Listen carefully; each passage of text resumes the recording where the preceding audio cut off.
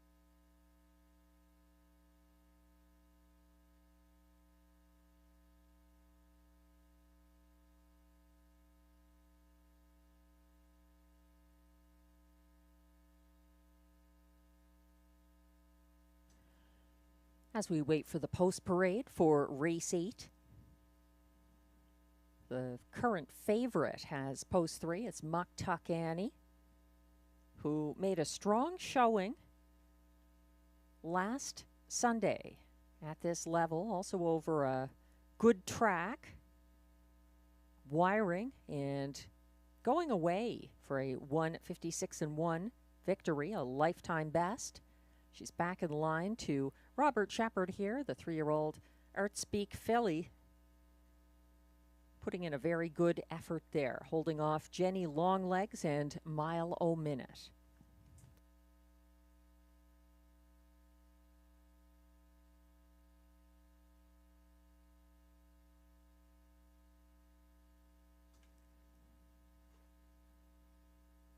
Some other horses to look at in the field. The 4 Whiskey Friday is Marie-Claude Auger's choice over Better Zone and Monsieur Panic.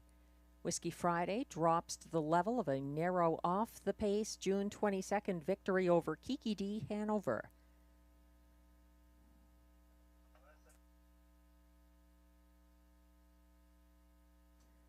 The AGCO judges have just informed me that the track is now rated good with a 1-second variant.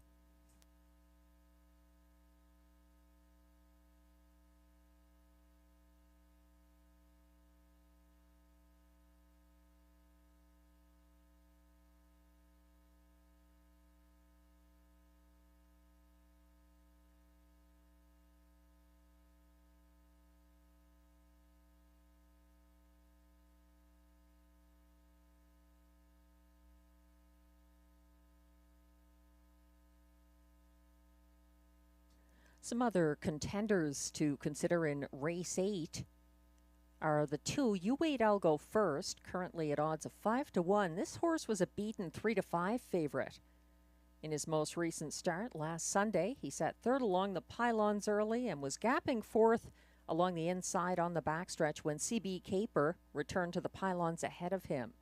This is his debut for William Waugh and trainer Luc Loyer. The 2 You Wait I'll Go First. 2 wins already this season.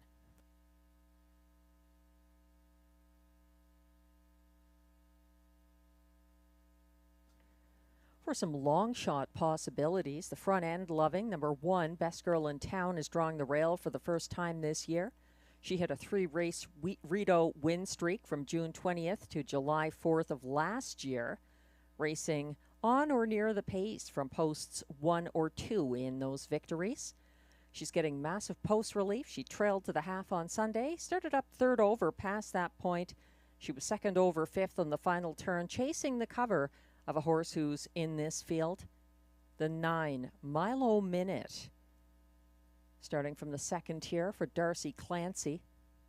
The 9 Mile O Minute followed the cover of CB Caper from second over fifth at the half last Sunday, and then Mile O Minute advanced uncovered into third by 3/4. He was edged out for place, pacing the field's fastest closing quarter of 29-1. This is his first ever start from the second tier, something to keep in mind and undoubtedly reflected in those odds. 19-1 on the 9 Mile O Minute.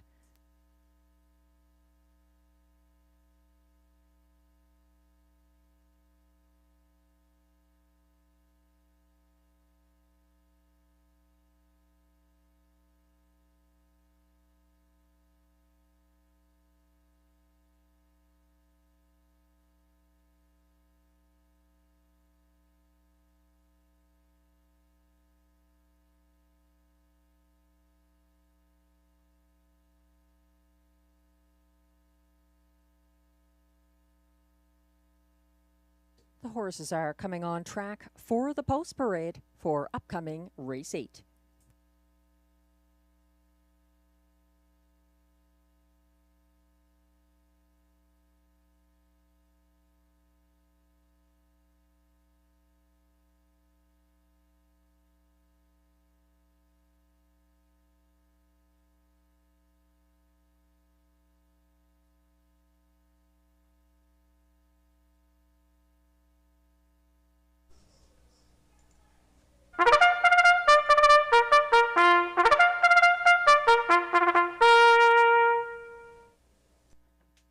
Race 8 Pacers are now on track for the post parade. They are non-winners of $8,000 lifetime, $10,000 for the filly and mare Pacers. Also eligible, $20,000 claimers for non-winners of $15,000 lifetime. Allowances for fillies and mares, and non-winners of a race this year allowed $6,000. The purse is $5,800.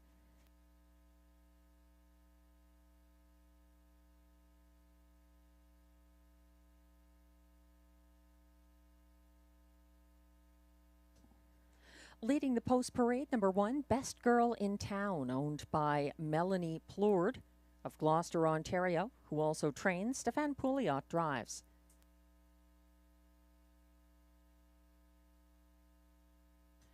Two is You Wait, I'll Go First, owned by Pierre Piedalou of Saint-Alexandre, Quebec. Luc Loyer trains, and William Waugh is in the bike.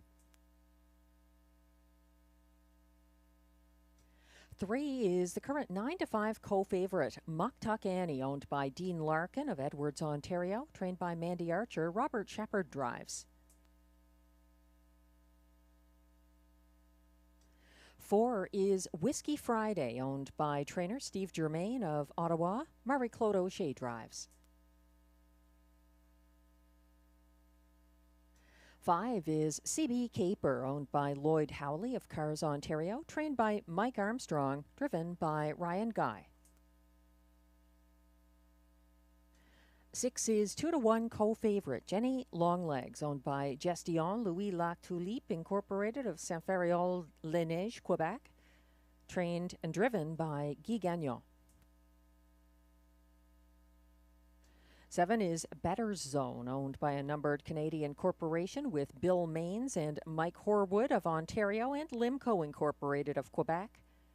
Better Zone is trained by Vic Putty and driven by Mike Healy. On the outside, number 8, Monsieur Panic, owned by trainer Danielle Martin with Dominique Michel of Saint-Bernard-Nord, Quebec. Pascal Berube drives. And from trailing post 9, it's Milo Minute for trainer-driver Darcy Clancy, who shares ownership with Amanda Pillow of Odessa, Ontario. That's your field of 9 pacers for upcoming Race 8, Exactor, Triactor, Superfecta, and Pick 3 wagering.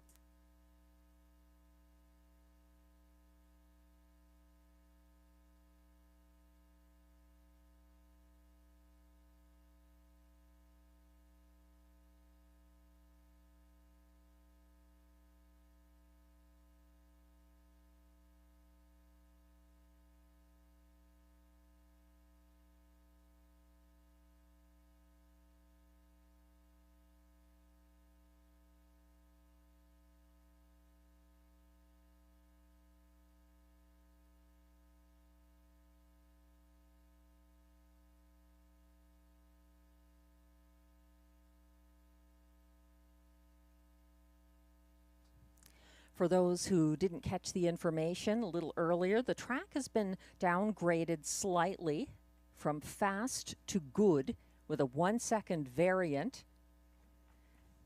Interestingly, the winner of the last race, Perfect Dalliance, had her last win over a track rated good back in November 2023. So it's something to keep in mind here. Horses who don't mind the track with a good condition instead of fast.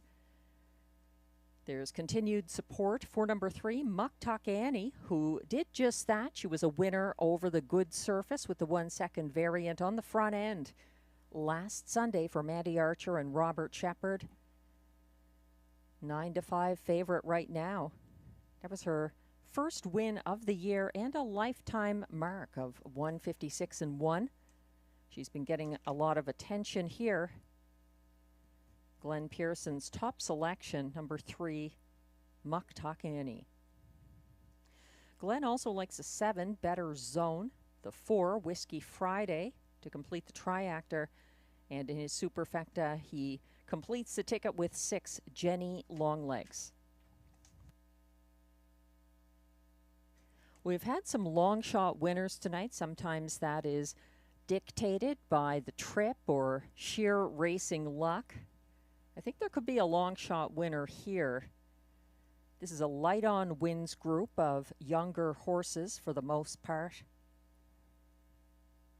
So we'll see how it plays out.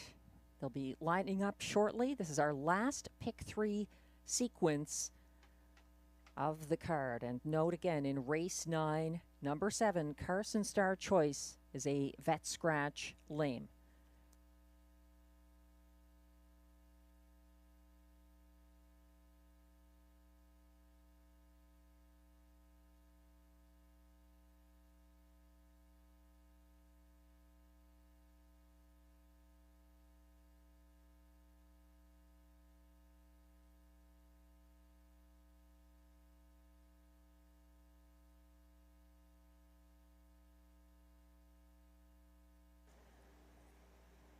The rain and wind have died down.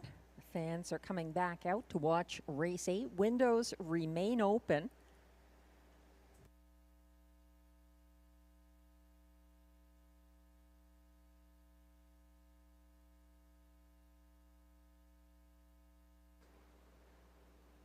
Looks like the 9 Milo Minute may have gone back to the paddock. He's just coming around the turn now to join the rest of the field.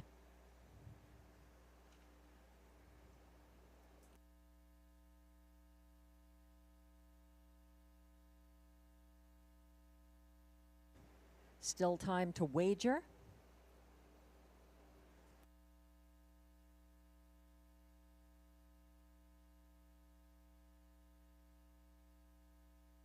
Muktuk Annie remains a 9-5 favorite. She's got post 3.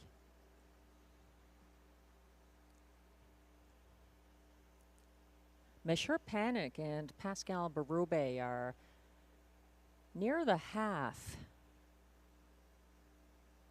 There's some reason for a delay here. We'll have to check that out with the AGCO judges, but in the meantime, wagering remains open on race 8.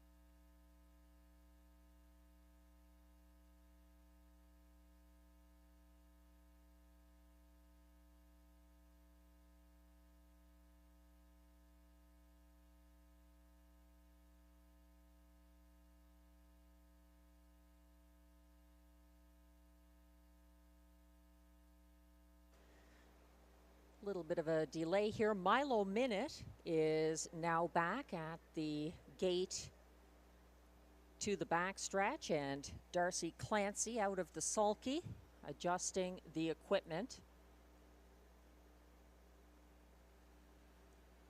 The rest of the field are walking on the track, keeping calm.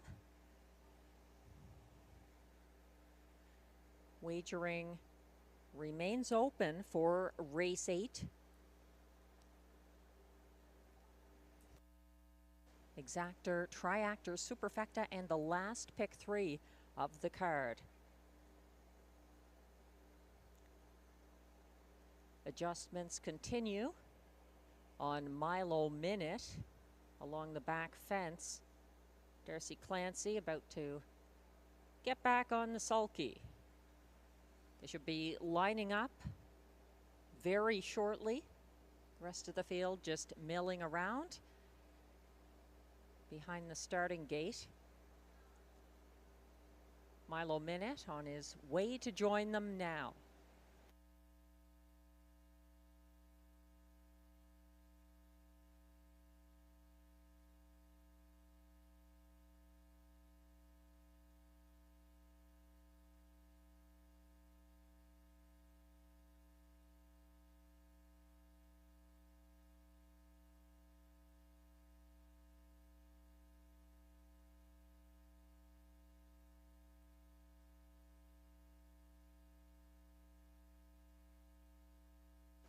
And the starter has called the field for race 8.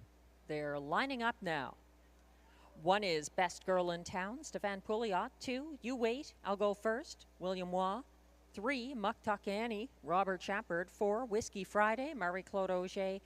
5, CB Caper, Ryan Guy. 6, Jenny Longlegs, Guy Gagnon. 7, Better Zone, Mike Healy. 8, Monsieur Panic, Pascal Berube. And the trailer is 9, Milo Minute for Darcy Clancy. They're headed into the turn.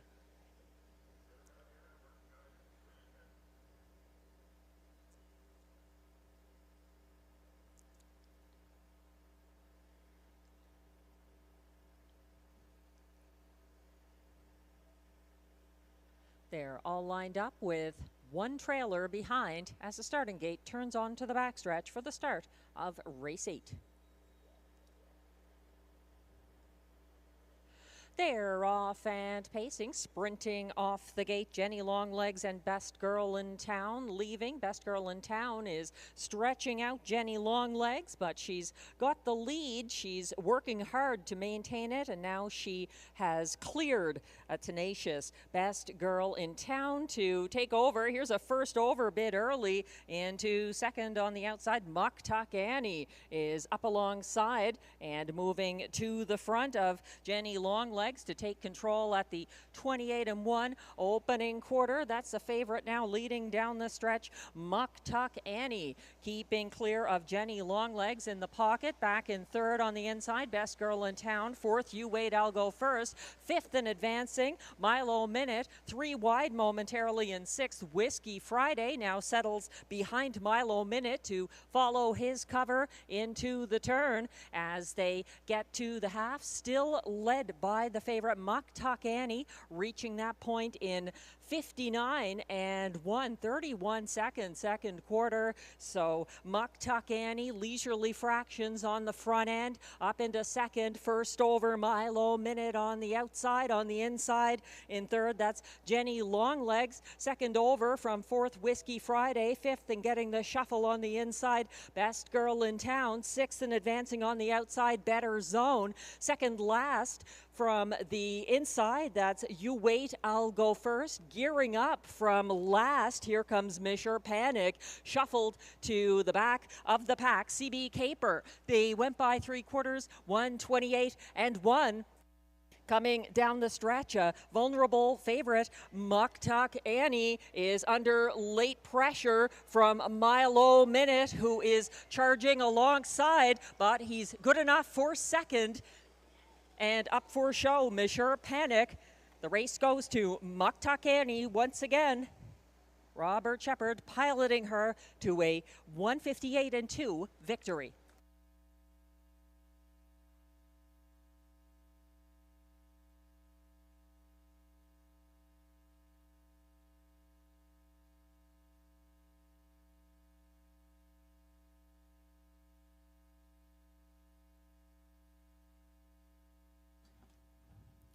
It's a mix of favorites and long shots tonight.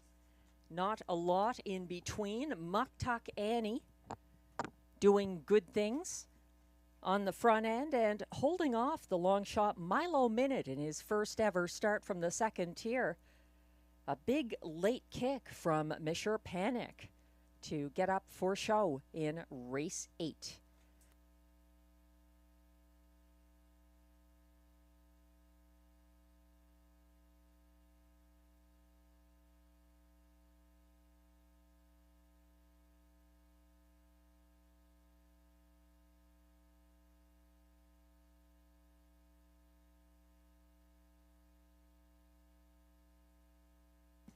The unofficial top 4 finishers are now shown on screen. 4 to 5 favorite. Number 3, Muck Tuck Annie gets another win for Robert Shepard at odds of 15 to 1. Number 9, Milo Minute. Very good effort.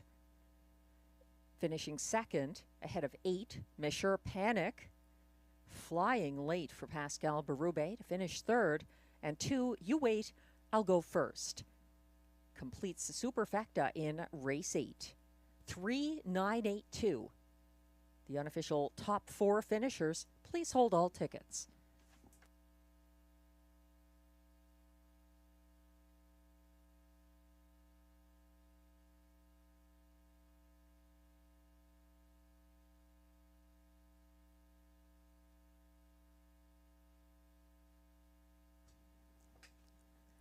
Now coming back to the Rideau Carleton Winner's Circle once again. It's unofficial Race 8 winner, number 3, Muck Talk Annie, a 3-year-old bay filly by Art Speak out of High Society, Hanover. Owned by Dean Larkin of Edwards, Ontario. Bred by Dan O'Neill of Markdale, Ontario. Trained by Mandy Archer. And another driving win for Robert Shepard. Muck Tuck Annie, 158 and 2. That's her second seasonal victory in start number 6 of the year. Congratulations.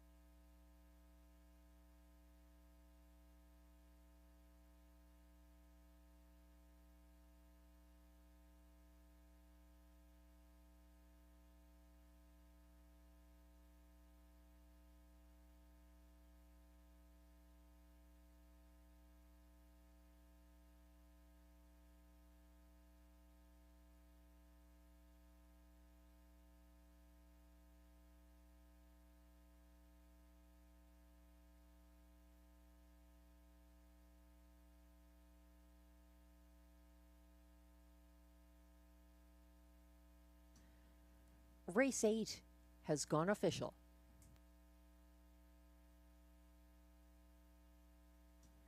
Prices are posted for Race 8, where winner number 3, Muck Talk Annie, pays $3.80 to win. It's $39.30. If you had the $2 $3.9 exactor, the $1 try $3.98 returns $231.80. The $1 superfecta $3.982 pays $1,118.55.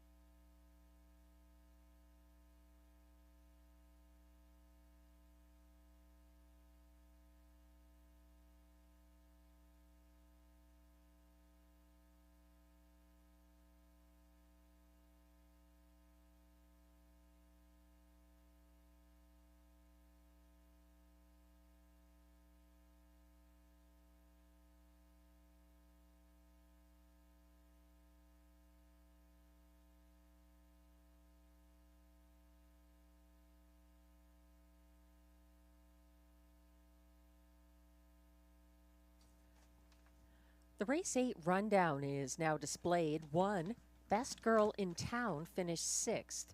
2, You Wait, I'll Go First was 4th. 3, Muck Tuck Annie gets her second seasonal victory for Robert Shepard as a 4-5 winning favorite. 4, Whiskey Friday ended up 5th. 5, CB Caper was shuffled to 9th. 6, Jenny Longlegs ended up 8th. 7, Better Zone was 7th. 3, Misher Panic closed for show. And 9, Milo Minute was a good place finisher for Darcy Clancy. From the top down, your program should read 6, 4, 1, 5, 9, 8, 7, 3, 2. The fractions 28 and 1, 59 and 1, 128 and 1, 158 and 2. The victory for Muck Tuck Annie over the good racing surface. Race 9 is coming up, and it's worth a reminder about race 10. We've got a carryover in the Super High Five of $3,277. That's coming up tonight in our last race of the 10 race card. It's our preferred handicap pace, a field of 8 for that Super High Five carryover.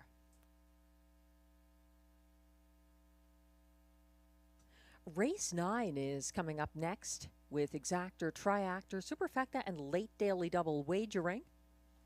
Glenn and I see it similarly after the scratch, a very important scratch here of 7 Carson Star Choice on a win streak for Guy Gagnon. Unfortunately, a vet scratch lame. We no longer have that very strong contender in this race. So Glenn is landing on the 5 Midnight Mood for Jamie Johnson and Robert Shepard. This one a winner from an inside post on July 6th, his second win of the season. I am liking the chances of the 3, currently at odds of 6-1, Probert's Legacy, who had the second tier last Sunday and closed for 4th. Pascal Berube back in the bike for Probert's Legacy, who has dropped considerably now. He's 3-1 from post 3. Glenn likes Probert's Legacy in the place spot. Then he's looking to the 14-year-old Silverado from post 8, who has a bit of post relief now. The 7 Carson Star Choice is out, so Silverado moving in one position. I'm also using those same horses. I've got Midnight Mood in the play spot and then going with Silverado in the show spot. There is Superfecta wagering here. The reason that only the top 3 selections are being shown is that Glenn and I both use number 7 Carson Star Choice in the Superfecta tickets. The current favorite is a horse that neither of us has in the ticket. Number 2, Sunny Bow for trainer-driver Stéphane Pouliot. Getting some serious post relief moving in from the 8 hole, which he had last Sunday for an overland trip at odds of 21-1. He's a 4-time winner this season. He tends to like the inside posts, but I've also noticed that sometimes he gets overbet from those posts and gets stung like he did on June 15th on a bit of a class hike there, but he did have the rail, the unobstructed front end trip, and he ended up second to May Lose Control. He's 3-2 favorite though from post 2, Sunny Bow.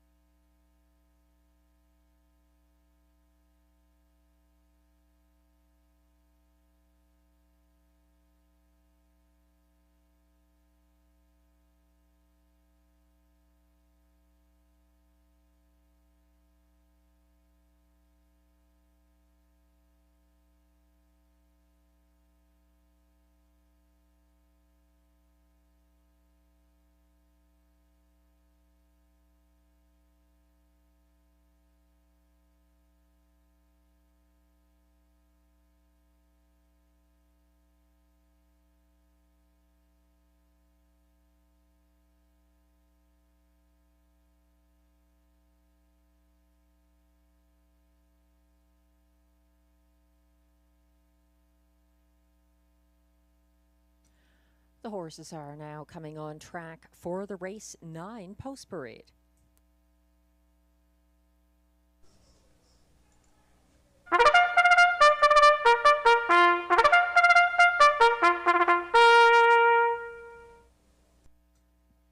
Here come the pacers for race 9. They're $8,500 claimers competing for a purse of $5,600.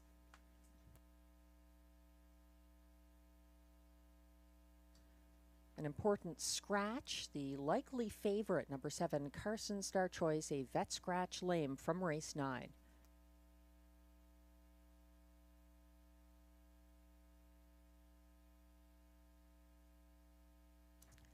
Leading the post parade, number 1 is Rockin' My Dream, owned by trainer Alain Martin of Gatineau, Quebec. William Waugh drives.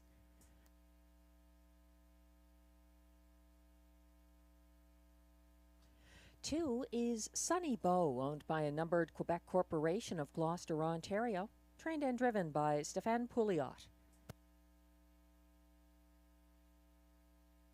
3 is the current even money favorite, Probert's Legacy, owned and trained by Marc-André Simoneau of Trois-Rivières, Quebec. Pascal Berube drives.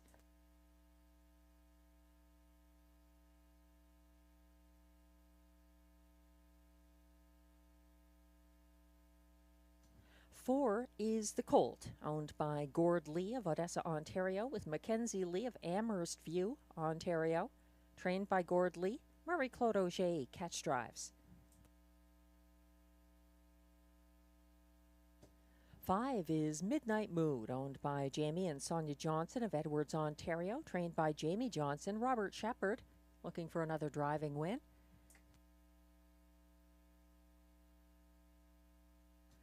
6 is Bad Apple, owned by Léa Rose Laverne of Papineauville, Quebec, trained and driven by Benoit Hibert. 7, Carson Star Choice, is a vet scratch lame. Completing this field from post 8, Silverado, owned and trained by Wayne Laviolette of Dunrobin, Ontario. Ryan Guy is in the sulky. That's your field scratched down to 7 for upcoming race 9 with exactor, triactor, superfecta, and late daily double wagering.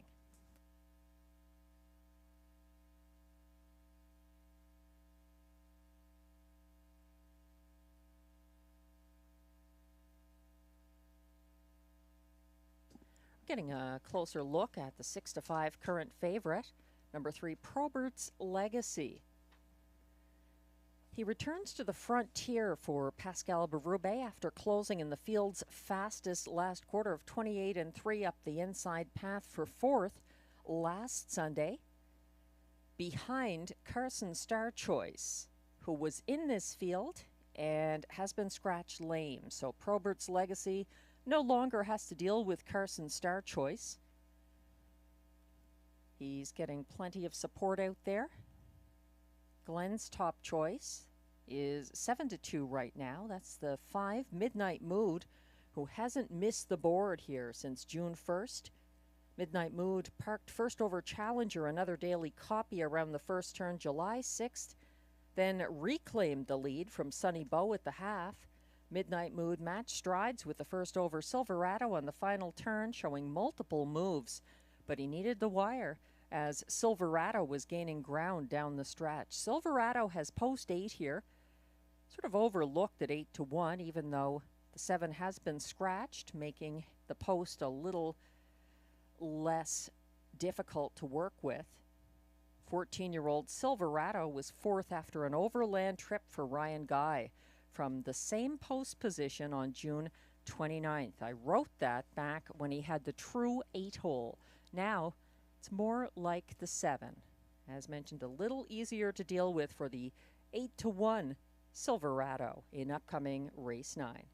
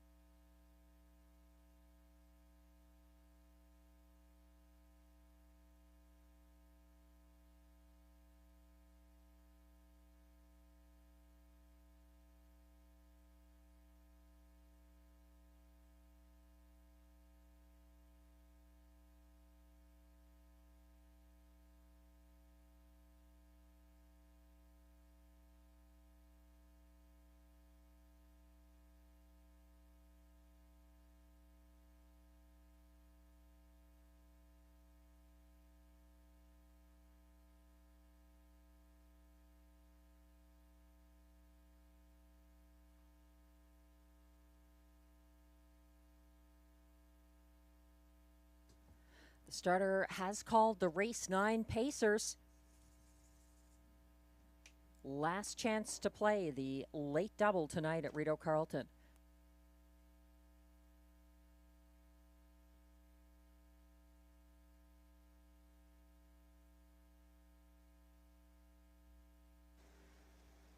The field is lining up. 1 is Rockin' My Dream, William Waugh. 2, Sunny Bow, Stefan Pouliot. 3, Probert's Legacy, Pascal Berube. 4, The Colt, Marie-Claude Auger. 5, Midnight Mood, Robert Shepard. 6, Bad Apple, Benoit Hubert. 7, Carson Star Choice is scratched. And 8 is Silverado for Ryan Guy there on the turn.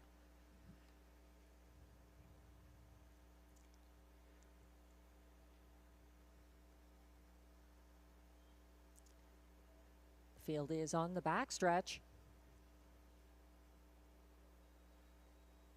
Approaching the start. They're off and pacing, and Sunny Bow wants command, and also Midnight Mood leaving between horses. He's caught in traffic, but Sunny Bow is cleared to the front, now sitting the pocket. Rockin' My Dream caught out there now. First over in 4th, Silverado outside of Midnight Mood, who's 3rd, but looks inclined to go first over if he gets the chance. He's covered up by Silverado, though, to the opening quarter, and that was reached by the pace-setting Sunny Bow, controlling things down the stretch, shadowed by Rockin' My Dream. Still advancing on the outside, Silverado is battling against Midnight Mood and moving into 3rd. That puts Midnight Mood into 4th. Here comes Probert's Legacy, second over from 5th. Further back behind him, the Colt is second last, and at the back of the field at the moment, Bad Apple is gapping last. They are led along the back stretch by the freewheeling Sunny Bow, continuing to set the tempo, and up into second outside of him. It's a game Silverado fighting on in the pocket still. Rockin' My Dream might have something late. Second over into 4th, Probert's Legacy continuing to keep his bid going, and then 5th on the inside, Midnight Mood is lacking racing room. 3rd over from second last, the Colt might factor in late, still trailing Bad Apple, and we're watching them now circle towards the stretch with Sunny Bow facing late pressure. Sunny Bow continuing to lead, stalked by Rockin' My Dream, charging wide late. It's Probert's Legacy, but it's too late to catch Sunny Bow. Sunny Bow gets a victory over, it looks like, Probert's Legacy, with Silverado up for show, 1:56-1.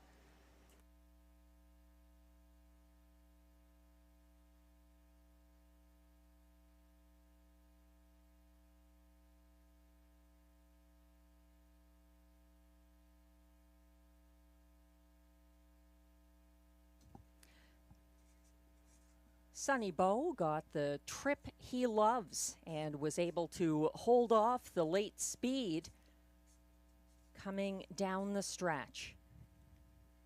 Seasonal victory number 5 for Sunny Bow, and driver Stefan Pouliot. A tight battle for place there between Probert's Legacy and Silverado.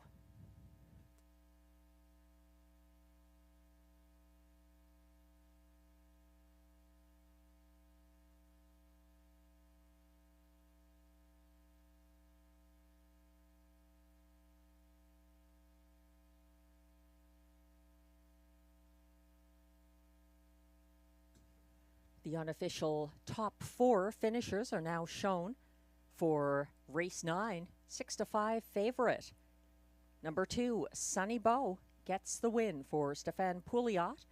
Over 3, Probert's Legacy, charging late for place. And edging out a game, number 8, Silverado, who was 3rd, ahead of the pocket, sitting 25-1 shot. Number 1, Rockin' My Dream, completing the superfecta in this 1:56-1 mile. 2-3-8-1, the unofficial top 4 order of finish. Please hold all tickets.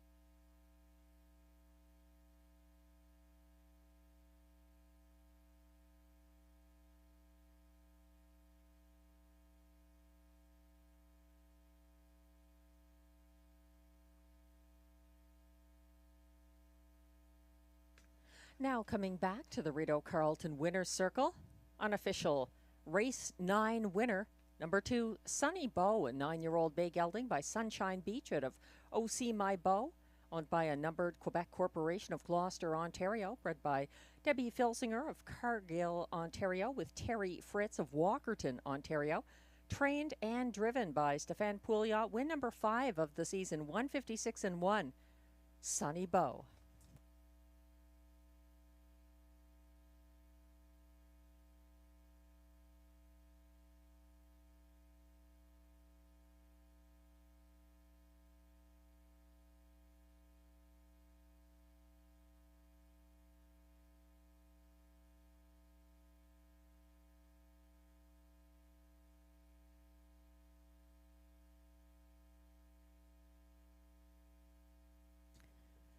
Race 9 is now official.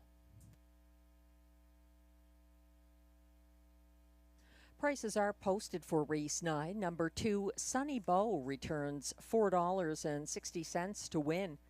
The $2 exactor 2-3 combination pays $14.10. It's $27.10 for the $1 triactor 238, and the $1 superfecta 2381 pays $106.35.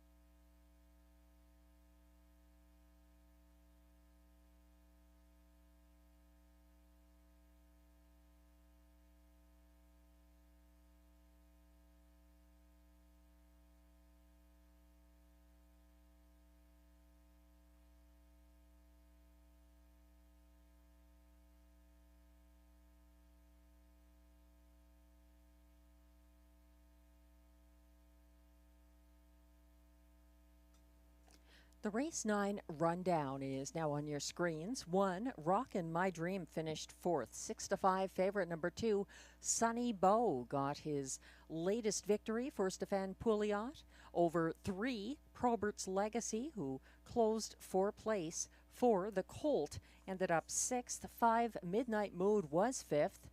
6, Bad Apple 7th. 7, Carson Star Choice was a vet scratch lame. And 8, Silverado held on for show. From the top down, your program should read 412657, scratch 3. The fractions displayed now on the infield teletimer were 28 and 2, 58 flat, 126 and 3, 156 and 1 for the mile by Sunny Bow.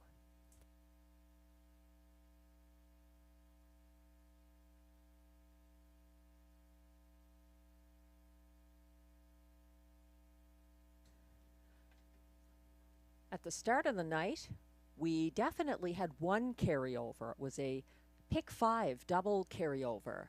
I didn't know we'd end up with a high 5 carryover as well.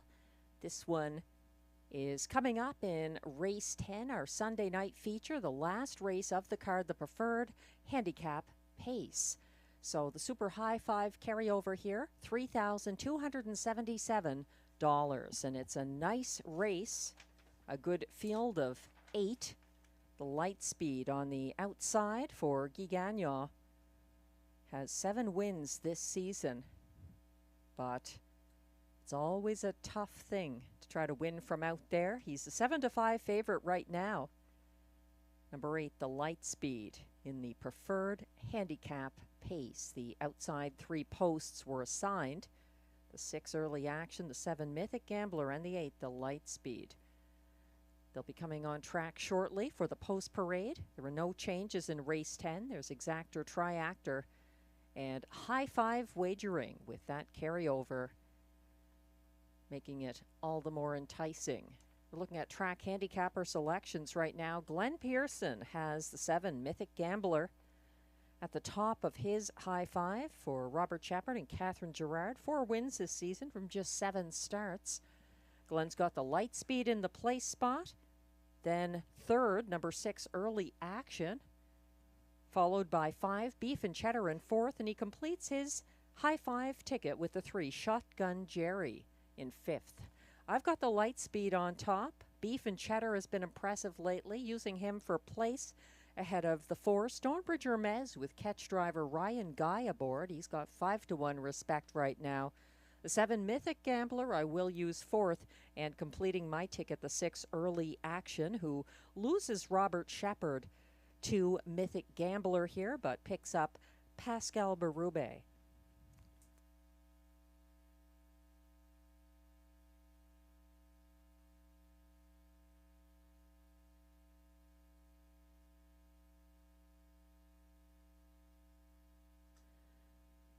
For those just joining us, the track is rated good with a 1-second variant. And again, there is a carryover in the high 5 offered here in race 10.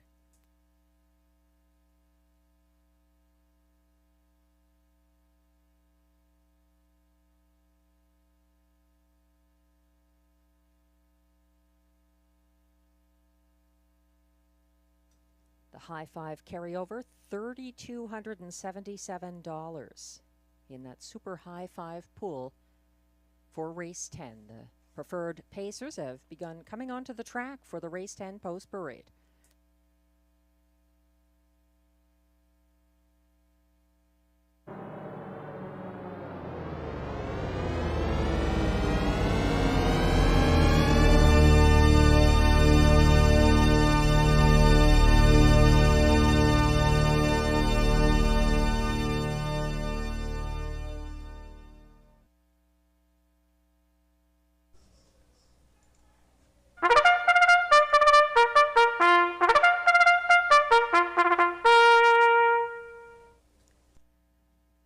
Comes the post parade for race 10. It's our preferred handicap pace with the outside 3 posts assigned and a purse of $10,000, as John McMillan would call it, the Robbie D'Alessandro pace.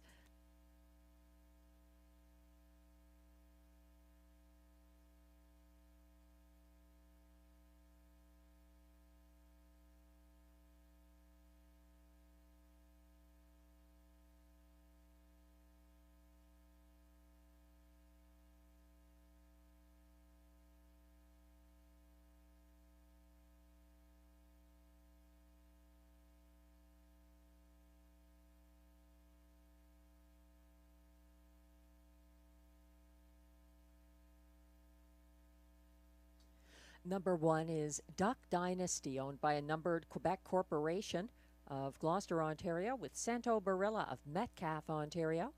Stéphane Pouliot trains and drives.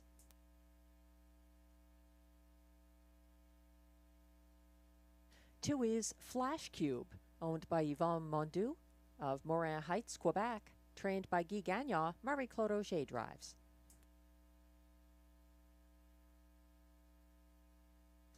3 is Shotgun Jerry, owned by a numbered Quebec corporation of Gloucester, Ontario. Stéphane Pouliot trains, Melanie Plourde drives.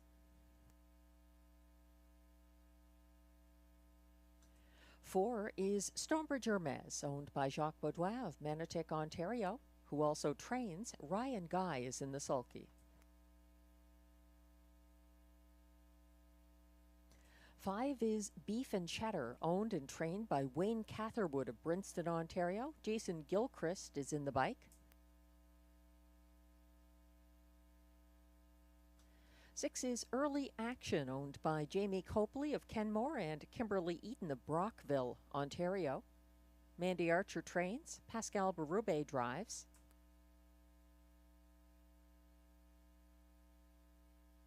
7, Mythic Gambler, Glenn Pearson's top selection, is owned by Cozen Farms of La Prairie, Quebec. Catherine Girard trains, Robert Shepard drives.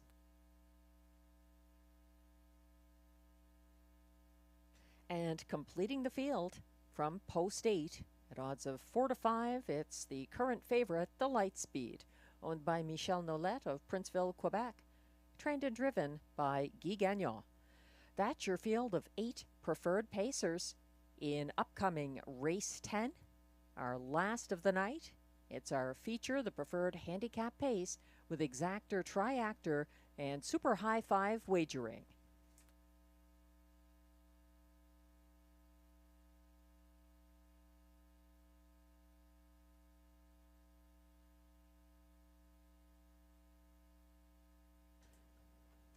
This preferred handicap pace is interesting. There were some horses who were up in class and new to this class.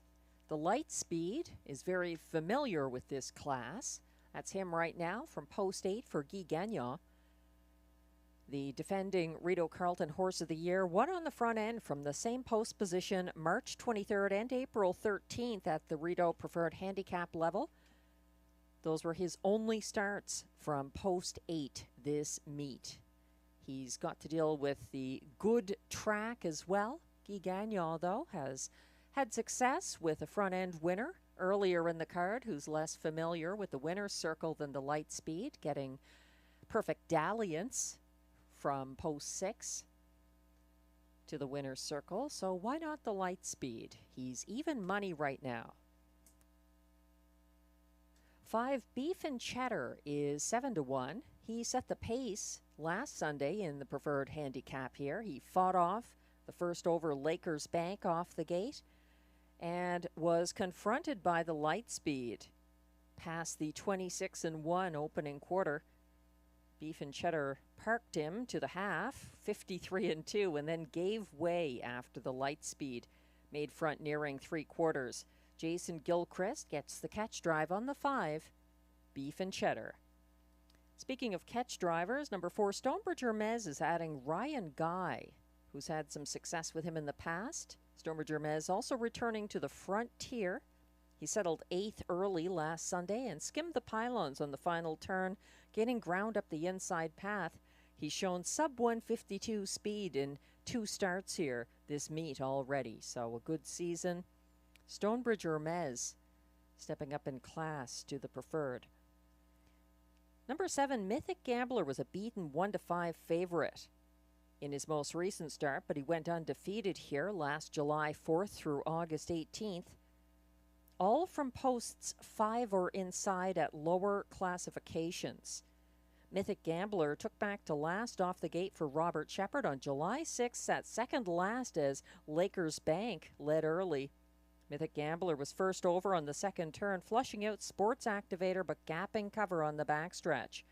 He tipped 3 wide late but couldn't catch Lakers Bank or runner-up Beef and Cheddar. 9 to 5 right now on the 7, Mythic Gambler.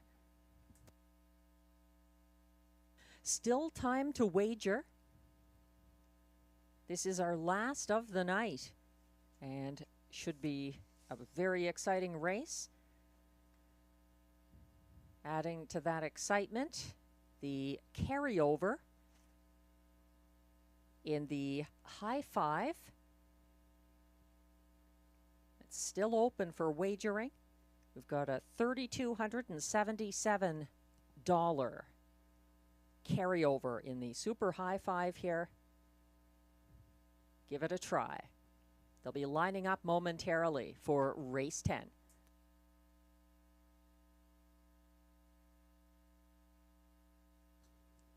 Starter has called the field.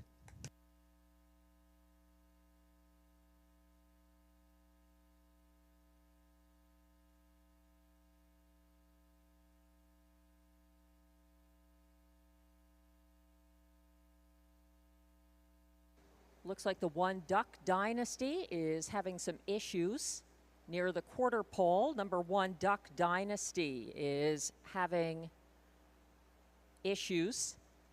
Starting gate has paused.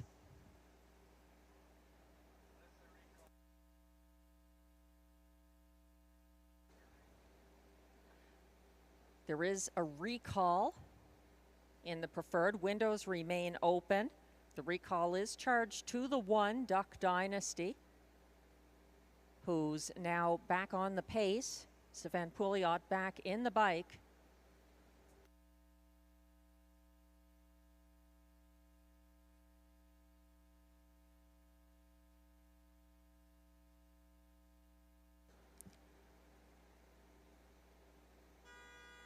Betting remains open on race 10 as the starter calls the field once again.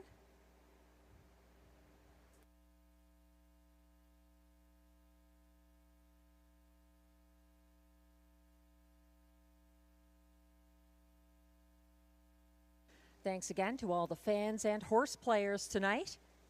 Hope to see you again on Wednesday. They're lining up now. One is Duck Dynasty, Stefan Pouliot. 2, Flash Cube, Marie-Claude Auger. 3, Shotgun Jerry, Melanie Plourde. 4, Stonebridge Hermes, Ryan Guy. 5, Beef and Cheddar, Jason Gilchrist. 6, Early Action, Pascal Berube. 7, Mythic Gambler, Robert Shepard. And the 4 to 5 current favorite from Post 8, the Lightspeed for Guy Gagnon. They're all in line, headed on to the backstretch.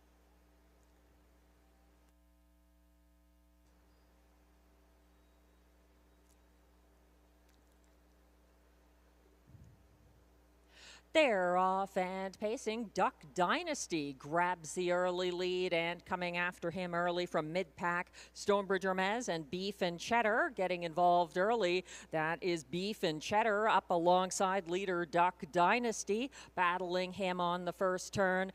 Following from third on the inside, Stonebridge Hermes, and fourth from second over, now being taken back to settle along the pylons, the Lightspeed. They race to a 27 flat opening quarter, but it's unsettled up front with Duck Dynasty leading the way and giving the parking ticket to Beef and Cheddar, who's up to the sulky wheel second on the outside. Stonebridge Hermes third, a couple of lengths back to fourth along the pylons for the Lightspeed, keeping ahead of stablemate Flash Cube, who follows from fifth along the inside, entering the outer flow. That Shotgun Jerry now third over from sixth, and following the Lightspeed, who tracks the cover of Beef and Cheddar. They went past the half in 55 and 3, still leading. That's Duck Dynasty for Stefan Pouliot. 3 wide move from the Lightspeed now, trying to get around the parked out cover of Beef and Cheddar, who's been out there for a while and now begins his retreat from third on the inside. Stonebridge Hermes within range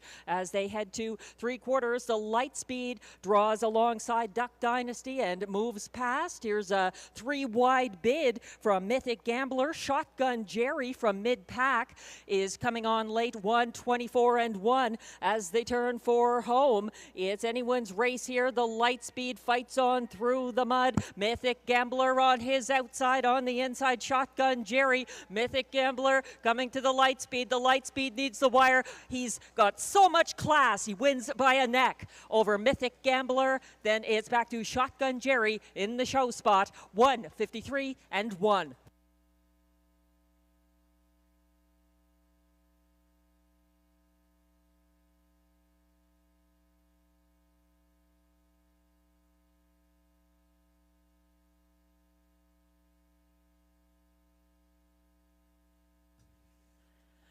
What a race, what a stretch drive, so much action, and the Lightspeed digs deep once again over a strong Mythic Gambler, and Shotgun Jerry also excellent in that stretch drive. Early action getting up for fourth, close for fifth in this high five carryover race.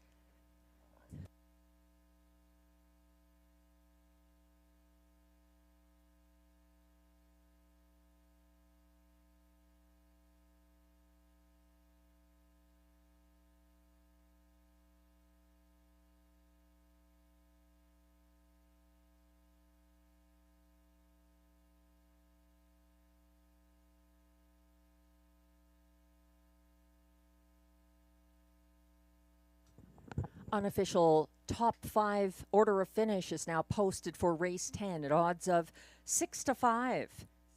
The Light Speed gets another win from post 8 for Guy Gagnon. Finishing second as beaten even money favorite number 7, Mythic Gambler. Third at odds of 22-1, number 3, Shotgun Jerry. 6, Early Action was fourth. And completing the high five, number 4, Stonebridge Hermes, finishing fifth. 8-7-3-6-4, the unofficial top 5 for race 10. Please hold all tickets.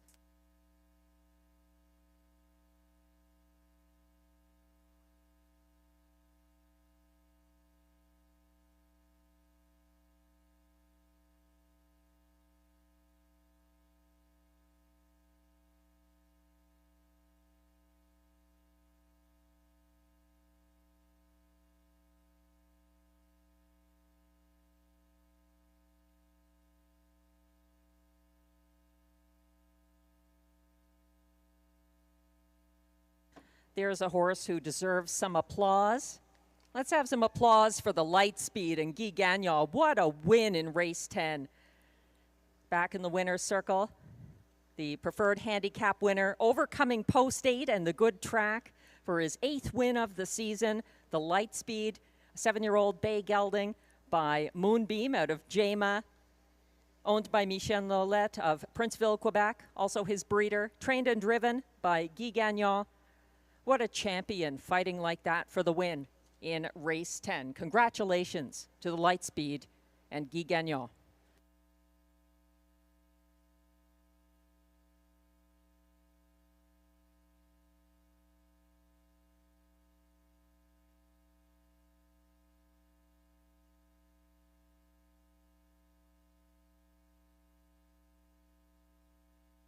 Race 10 is now official.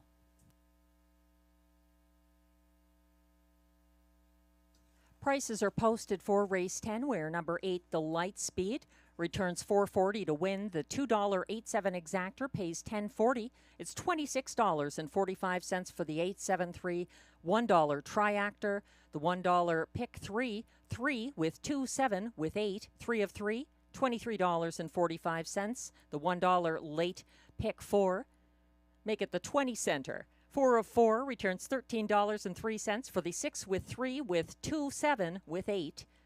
The $1 pick 5, 5 of 5, $400.91. The 20-cent super high 5 was hit. 87364, returning $49.31. A popular ticket. The $2 late double 2-8 returns $17.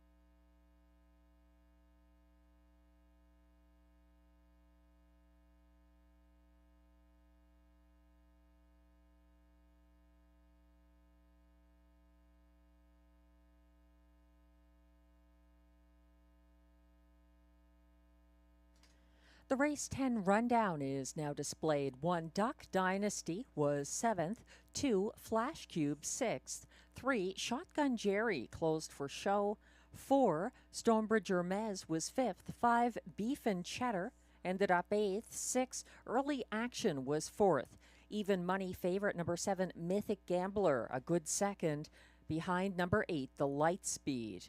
Winning again for Guy Gagnon. From the top down, your program should read 7, 6, 3, 5, 8, 4, 2, 1. The fractions 27 flat, 55 and 3, 1, 24 and 1, 153 and 1. The win for the Lightspeed over the Good Racing Surface. And that concludes our Sunday night card at Rideau Carleton. Thanks again to all of you who joined us. Keep in mind that we have live racing all season up until December on Wednesday nights at 6 p.m. So the next card will be Wednesday, July 23rd, 6 p.m. Eastern. And then in the Saturday night handicapping contest at the track with Tammy Forgy, always free to play. It's a jackpot of $200 and building on Saturday, July 26th. Why not join her? Tonight's handle, $258,531 on the 10 race card. I'll be back in the booth with you and some good racing from the nation's capital on Wednesday. Take care. Enjoy your week. I'm Melissa Keith, track announcer.